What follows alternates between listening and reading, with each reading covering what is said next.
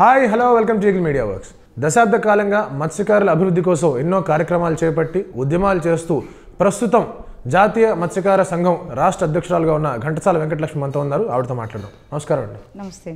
ముందుగా straight forward question అండి. ప్రపంచ మత్స్యకార దినోత్సవం రోజున మీరు మాట్లాడుతున్నప్పుడు గవర్నమెంట్ నుంచి ఎటువంటి సమాధానం రాలేదు, వాళ్ళ వైఖరి కూడా కొంచెం వివాదాస్పదంగా ఉంది అని చెప్పేసి కూడా వార్తలు వస్తూ వచ్చాయి. అసలు ఆ రోజు ఏం జరిగింది? ఇది 2017లో జరిగింది ప్రపంచ మత్స్యకారుల దినోత్సవం. నవంబర్ 21న మేము జరుపుకుంటాం. ఆ రోజున ఈ రాష్ట్ర మహిళా అధ్యక్షురాలుగా ఉన్నాను కాబట్టి నన్ను గెస్ట్గా ఆహ్వానించడం జరిగింది. దానికి మంత్రి గారు, బీసీ మంత్రి గారు, అలాగే ఒక ఎంపీ గారు, చైర్మన్ గారు, ఇలా ప్రభుత్వ అధికారులు, మత్స్యకారులకు సంబంధించిన అధికారులు అందరూ రావడం జరిగింది. ఆ సభలో నేను మత్స్యకారుల సమస్యల గురించి వివరించడంతో పాటు అసలు ఈ ప్రపంచ మత్స్యకారుల దినోత్సవం అనేది అసలు సంస్కృతి సాంప్రదాయాలతో పాటు సామాజికంగా, ఆర్థికంగా కూడా వెనకబాటుతనాన్ని తీసివేయాలన్న దాని గురించి ఈ మత్స్యకారుల దినోత్సవం జరుపుకుంటాము. కానీ అసలు సామాజికంగానే, ఆర్థికంగానే ఏ విధంగా మత్స్యకారులు అభివృద్ధి పదంలో ముందున్నారు అన్న ప్రశ్నలు నేను అక్కడ స్టేజ్ మీద అడగడంతో సమాధానం చెప్పలేకపోవటంతో పాటు స్టేజ్ దిగే పరిస్థితి జరిగింది. మంత్రి గారు, అక్కడ ఉన్న ఎంపీ గారు, జడ్పీ చైర్మన్ గారు బ్రతిమాలడంతో మళ్ళీ వచ్చి ఆయన కూర్చొని అసలు రాజకీయ సభ కాదు ఇది, మత్స్యకారుల సమస్యల గురించి మాట్లాడతానని చెప్పేసి రాజకీయంగా ప్రాతినిధ్యం లేదని చెప్పేసి అని మంత్రి గారికి నాకు కూడా వివాదం జరిగింది. అప్పుడు నేను చెప్పాను, అసలు సమస్య అనేది కూడా రాజకీయ ప్రాతినిధ్యం కూడా కావాలి. అప్పుడు రాజకీయ ప్రాతినిధ్యం ఉన్నప్పుడే మత్స్యకారుల సమస్యలు అనేవి కూడా ముందుకు తీసుకెళ్ళగలుగుతాము. పార్లమెంట్లో కూడా ఒక ఎంపీ కూడా లేకపోవటం వల్ల మాకు ఇక్కడ కొల్లేరు సమస్యలు కానీ, మత్స్యకారుల సమస్యలు కానీ కేంద్రంలో చెప్పుకునే పరిస్థితి లేదు. కాబట్టి రాజకీయ ప్రాతినిధ్యం కూడా సమస్యల్లో ఒక భాగమే అని నేను అక్కడ చెప్పడం జరిగింది. దానితో మత్స్యకారులకు వచ్చిన మన సోదరులు కానీ, సోదరిమణులు కానీ ఆమె మాట్లాడేది వాస్తవమే, మంత్రి గారు దిగి వెళ్ళిపోతే దిగి వెళ్ళిపోండి, సమస్యలు అనేవి నిజంగా రాజకీయంగానే కాదు, ఆవిడ అడుగుతున్నారు మత్స్యకారుల సమస్యలు ఎన్నో ఉన్నాయి, సంక్షేమం, అభివృద్ధి, కనీస మౌలిక సదుపాయాలు కూడా లేవు అని చెప్పేసి ఆవిడ అడుగుతుంటే దీనిలో మంత్రి గారు దిగి వెళ్ళిపోవటం ఏంటని చెప్పేసి అక్కడ ఉన్న సభల్లో మన మత్స్యకారులు అందరూ కూడా నాకు సపోర్ట్ చేయడము, ఆయన చిన్నబుచ్చుకోవడం కూడా జరిగింది. తర్వాత కూడా ఏ సభలో అయినా సరే నేను వెళ్ళి ప్రశ్నిస్తుంటే, మత్స్యకారుల గురించి అడుగుతుంటే మైక్ కూడా ఇవ్వలేని పరిస్థితి వస్తుంది. ఇది 2017లో జరిగింది మత్స్యకారుల దినోత్సవం అనుకుంటే, 2018 మత్స్యకారుల దినోత్సవం రోజు కూడా ఈవిడికి చెప్పాలా వద్దా, ఆహ్వానం పంపించాలా లేదో అంటూ లాస్ట్లో ఇన్విటేషన్ ఇచ్చిన నన్ను పిలవటం కూడా లాస్ట్ మినిట్లో స్టేజ్ మీదకి పిలిచారు. ఆ పిలవడంతో ఘంటసాల వెంకటలక్ష్మి గారు మీరు కోరుకునేది ఏంటంటే దీన్ని సమస్యల గురించి కాకుండా ఈ శుభాకాంక్షలతో మొదలు పెడదాం అని అంటూనే నన్ను స్టేజ్ మీదకి ఆహ్వానించడం జరిగింది. మొన్న 2018లో కూడా శుభాకాంక్షలు చెప్పుకోవడానికి 2017లో పరిస్థితి ఎలాగుందో 2018లో ఇంకా అధ్వానంగా ఉంది మత్స్యకారుల పరిస్థితి.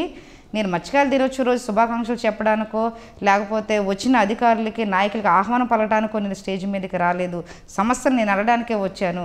అయినా నాకు ఆఖరణ మైక్ ఇచ్చినప్పుడు కూడా నేను సమస్యలు అడుగుతానని చెప్పేసి మళ్ళీ సమస్యలు లేవనెత్తినప్పుడు కూడా మైక్ను కూడా లాక్కునే పరిస్థితి మొన్న 2018లో మత్స్యకారుల దినోత్సవం రోజు కూడా జరిగింది. ఇలా అధికారులే కానీ, ప్రజాప్రతినిధులు కానీ మత్స్యకారులని చిన్న చూపులు చూస్తున్నారు.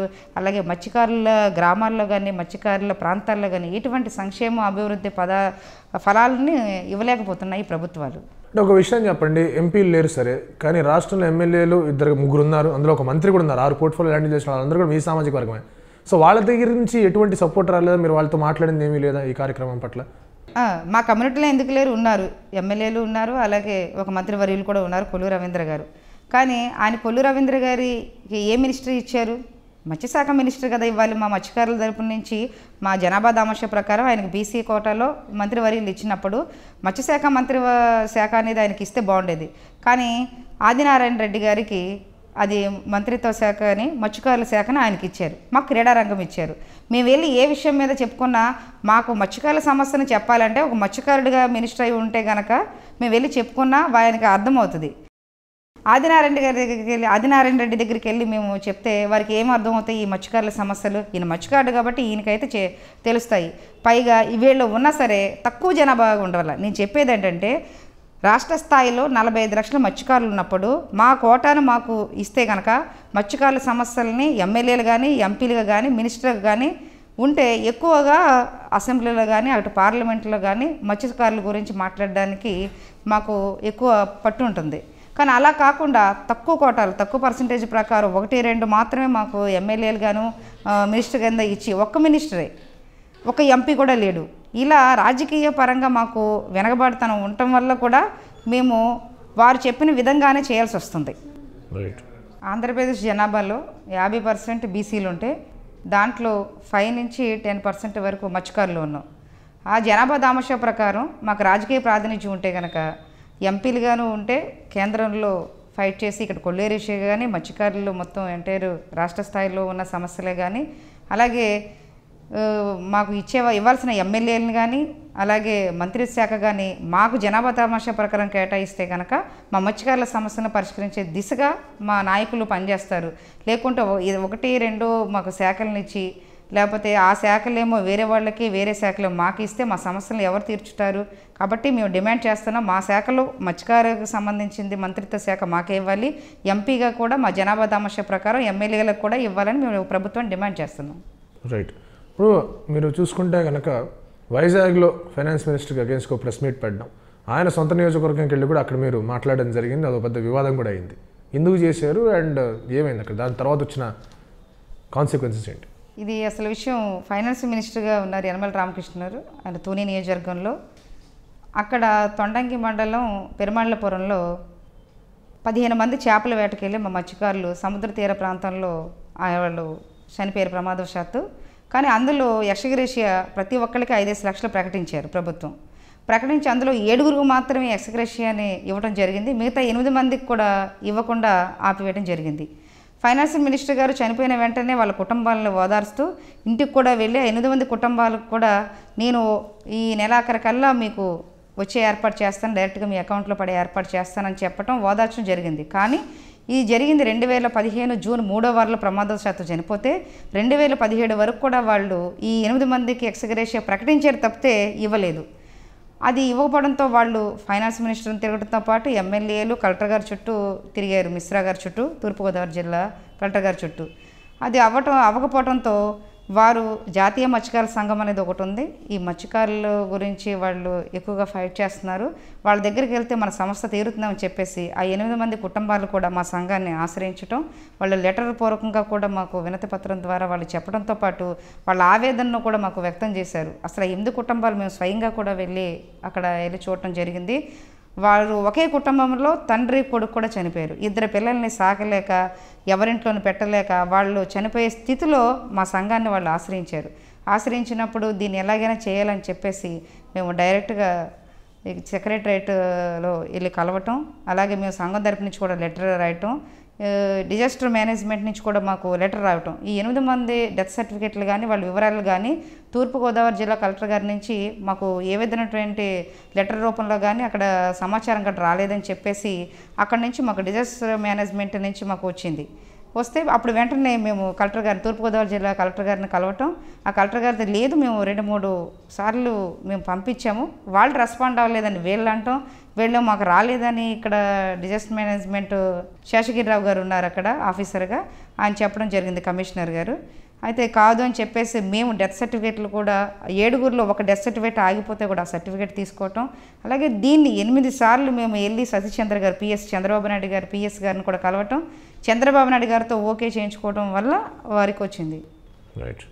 అయితే ఇక్కడ వివాదాస్పద వ్యాఖ్యలు అనేవి ఎందుకు వచ్చినాయంటే ప్రెస్ మీట్ పెట్టి ఇది మేము ఆయన స్పందిస్తారేమో, ఇది అక్కడ మాకు 2017లో వాళ్ళు వచ్చినప్పుడు మేము ఇచ్చిన తర్వాత కూడా 2 నెలల నుంచి కూడా మాకు ఎటువంటి స్పందన లేకపోతే డైరెక్ట్గా ఫైనాన్స్ మినిస్టర్ గారి ద్వారా కూడా ఇది పని అవుతుందని చెప్పేసి ప్రెస్ మీట్లో వాళ్ళు వచ్చినప్పుడు విశాఖపట్నంలో మరి అదే ఆర్థిక మినిస్టర్గా ఫైనాన్స్ మినిస్టర్గా ఉన్నారు, సొంత నియోజకవర్గంలో ఇలా జరుగుతుంటే మా మత్స్యకారులకు అన్యాయం జరుగుతుంటే వారి చేతిలో పన్ను కూడా ఎక్స్గ్రేషియా ప్రకటించి కూడా ఇవ్వకపోవటం మీద వారి వైఖరి ఏంటి, మా మత్స్యకారుల మీద చిన్న చూపు చూస్తున్నారు అనేసి నేను అక్కడ మాట్లాడడం ప్రెస్ మీట్లో జరిగింది. తర్వాత అది ఆయన దాని మీద ఎటువంటి స్పందన లేకపోవడంతో మేమే దగ్గరుండి చంద్రబాబు నాయుడు గారి పిఎస్ గారితో సతీశ్చంద్ర గారితో మాట్లాడి స్వయంగా మా మత్స్యకారుల సంఘంగా నేనే 4-5 సార్లు కూడా అక్కడికి వెళ్ళి తిరగటం, డైరెక్ట్గా పిఎస్ గారిని కలవటం, చంద్రబాబు నాయుడు గారితో సంతకం ఓకే అయిన తర్వాత అక్కడ తూర్పుగోదావరి జిల్లా గారికి కలెక్టర్ గారికి కూడా ఒక లెటర్ పెట్టడం, నాకు ఒక లెటర్ పంపించడం, వాళ్ళకి డైరెక్ట్గా అకౌంట్లో డబ్బులు 5 లక్షల రూపాయలు వేయటంతో అక్కడ మేము సభ పెట్టాం. తొండంగి మండలం దానవాయిపేటలో ఆయన సొంత నియోజకవర్గంలో మత్స్యకారుల సభ పెట్టినప్పుడు నేను అది ప్రస్తావించడం జరిగింది. మాటల్లో సందర్భంగా అక్కడ ఏంటంటే ఇక్కడ ఫైనాన్స్ మినిస్టర్ కింద ఉన్నారు, కానీ ఇదే నియోజకవర్గంలో మా మత్స్యకారులకు అన్యాయం జరుగుతుంటే ఎక్స్గ్రేషియో ప్రకటించి కూడా ఆయన చేయలేకపోయారు. మా మత్స్యకారుల సంఘం దీన్ని సాధించి మొత్తం అందరికి కూడా ఈ రోజున అకౌంట్లో డబ్బులు వేయించడం జరిగింది, 5 లక్షల రూపాయలు చెప్పన అని అన్నప్పుడు అక్కడ తన వర్గీయులు మా మీదకి గొడవకి రావటం, అక్కడ వివాదాస్పదంగా మారటం జరిగింది. దానితో ఇది వాస్తవమే కదా, మరి ఫైనాన్స్ మినిస్టర్ గారి చుట్టూ 3 సంవత్సరాలు తిరిగితే నిజంగా అవ్వలేదు, ఆ సంఘం ద్వారా మత్స్యకారుల సంఘం ద్వారా ఇది అయిన మాట వాస్తవం కదా అని చెప్పేసి కూడా అక్కడ గొడవ వాతావరణం జరిగింది. రైట్. ఇప్పుడు అలాగే మీరు ఇసుక దందా మీద కూడా మీరు పలుసార్లు మాట్లాడడం జరుగుతూ వచ్చింది.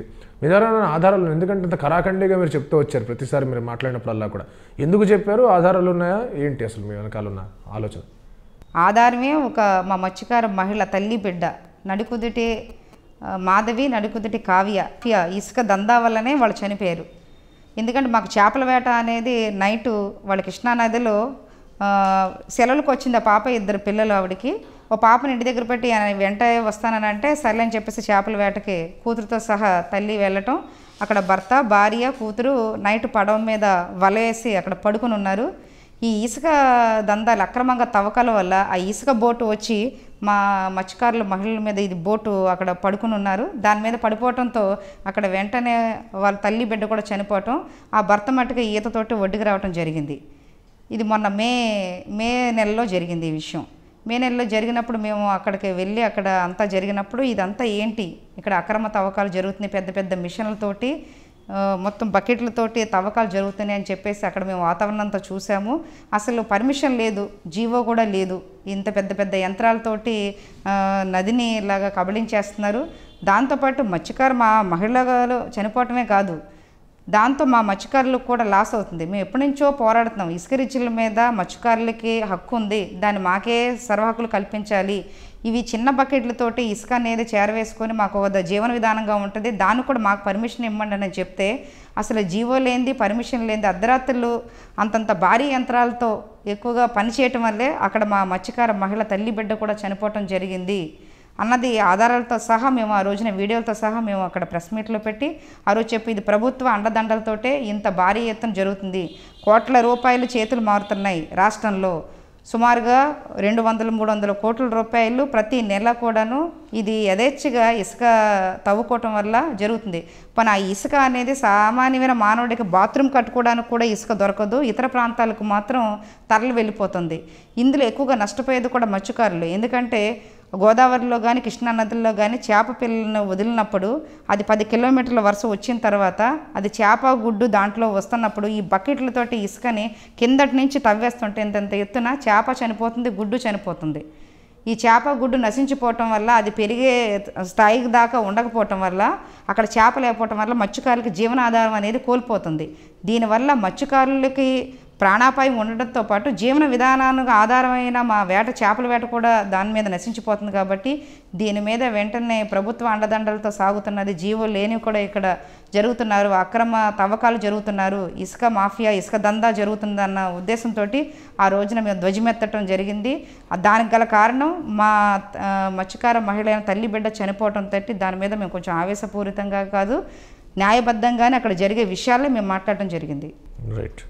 అలాగే కొల్లేరులో పవన్ కళ్యాణ్ గారితో సభ ఏదైతే జరిగిందో ఆ సభ తిరగడం జరిగింది, అక్కడ వెళ్ళిన వాళ్ళందరికీ కూడా జరిమానా ఏదో ఉంటుంది అని చెప్పేసి పేపర్లో రావడం కూడా జరిగింది. అందులో వాస్తవం ఎంత ఉంది? జరిమానా ఉండటం అనేది వాస్తవమే, కానీ అది కొల్లేరు ప్రాంత ప్రజలు వేసింది కాదు, అది స్థానిక ప్రజాప్రతినిధులు భయంతో వాళ్ళని భయపట్టి పవన్ కళ్యాణ్ గారు కనుక మీటింగ్కి వచ్చినప్పుడు ఆ మీటింగ్కి హాజరైతే కనుక 50,000 జరిమానా అని చెప్పించడం మాత్రం వాస్తవం. అది కొల్లేరు ప్రాంత పెద్దలకు కానీ సంఘ నాయకులకు కానీ కాదు, మాకు కొల్లేరు లంకల్లో ఉమ్మడి ఆస్తులు అనేవి ఉంటాయి ప్రతి గ్రామానికి కూడా. ఆ ఉమ్మడి ఆస్తులు ఈ స్థానికంగా ఉన్న ప్రజాప్రతినిధుల చేతుల్లో కూడా కొంత ఉంటుంది.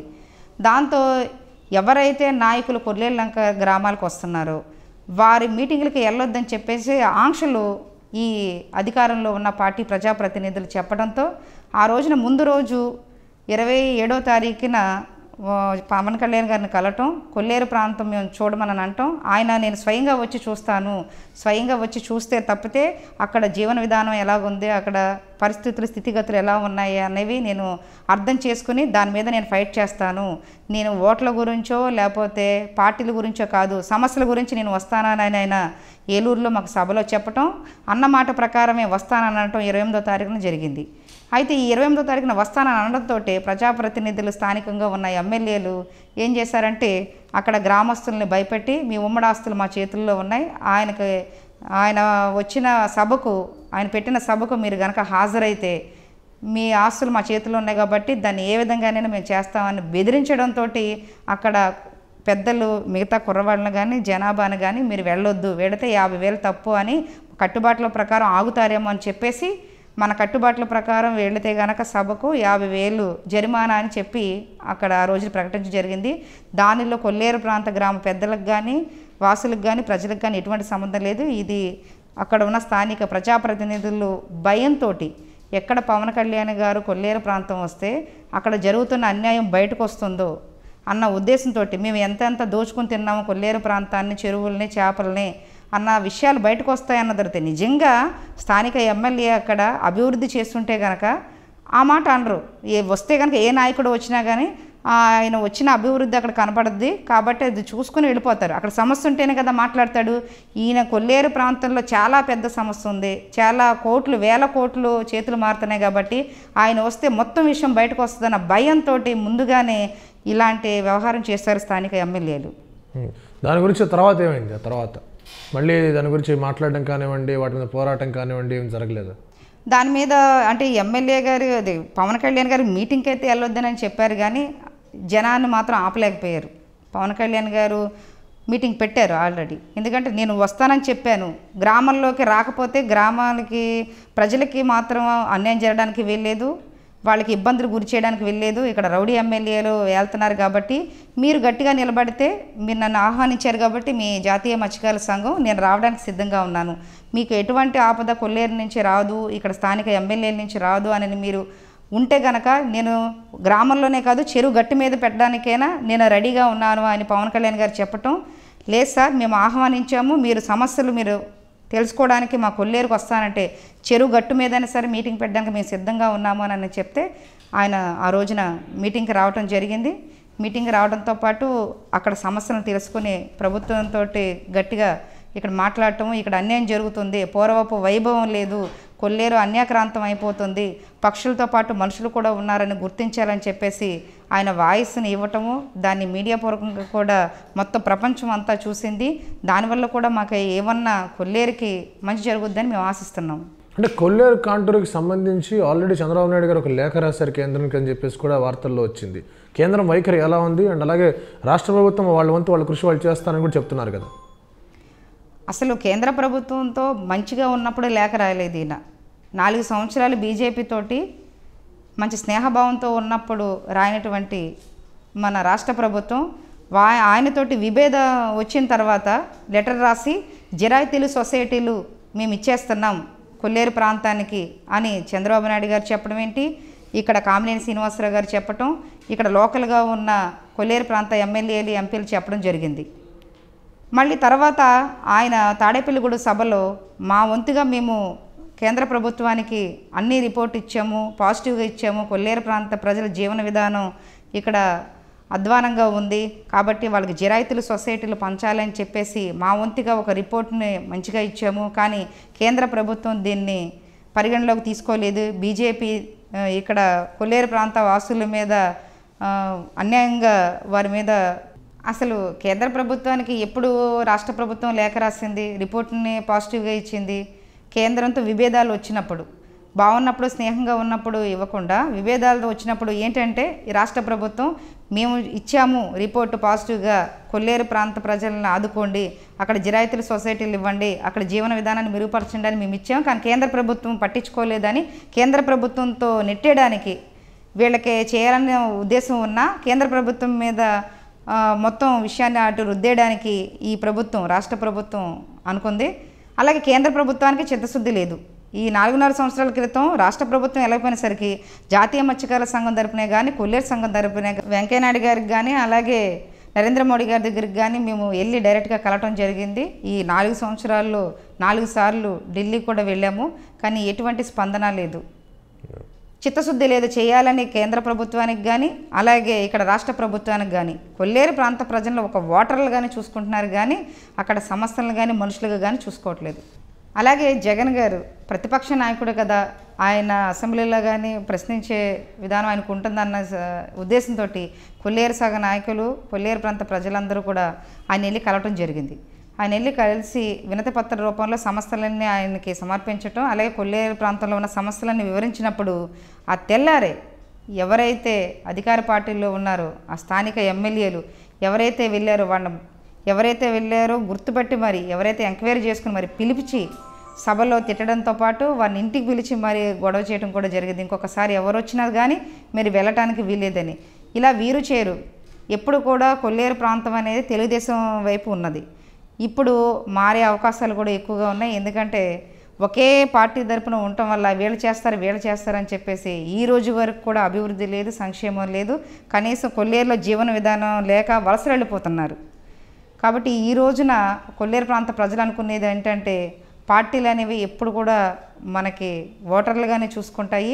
అందుకని ఇప్పుడున్న పార్టీలకి ఏవైతే మొగ్గు చూపారో అటు కాకుండా ఎవరైతే ప్రజా శ్రేయస్సు సమస్యల మీద పోరాడతారో ఆ నాయకులను ఎంచుకునే దిశగా కూడా కొల్లేరు ప్రాంత ప్రజలు ఎదురు చూస్తున్నారు. మీ యొక్క తదుపరి కార్యాచరణ ఎలా ఉండబోతుంది? మత్స్యకారుల సమస్యల గురించి, వాళ్ళ అభివృద్ధి గురించి ఎవరైతే పార్టీలు కానీ నాయకులు కానీ చిత్తశుద్ధితో చేస్తారో వారికి సపోర్ట్గా మత్స్యకారుల సంఘము ఉంటుంది, మత్స్యకారుల ప్రజలు ఉంటారు. దానిలో భాగంగానే నా కార్యాచరణ కూడా ఉంటుంది. Thank you so much Lakshmi గారు మాకు ఈ టైం ఇచ్చినందుకు. అండ్ మీరు అనుకున్నట్టుగానే ఒక మత్స్యకార సంఘ నాయకురాలిగా వారి అభివృద్ధికి నిరంతరం కూడా మీరు కృషి చేస్తూ పార్టీలకు అతీతంగా ఎవరైతే సపోర్ట్ చేద్దామని వస్తారో వాళ్ళందరికీ కూడా మీ మద్దతు తెలియజేస్తూ మీ యొక్క కార్యాచరణ ఏదైతే ఉందో దానివల్ల అందరికీ అభివృద్ధి జరగాలని కోరుకుంటూ మరొకసారి ధన్యవాదాలు మా టైం ఇచ్చినందుకు మీకు. Thank you so much. నమస్కారం. Like and subscribe Eagle Media Works.